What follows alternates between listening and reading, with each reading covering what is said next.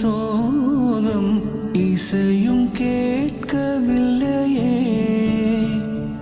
இந்த பூமியே பூவனம், எந்தன் பூவிதழ் சருதே. இந்த வாழ்க்கையே சீதனம், அதில் ஜீவனே போவதே.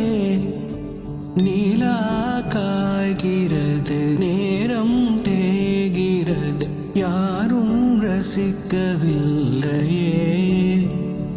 இந்த கண்கள் மட்டும் உன்னை காணும்.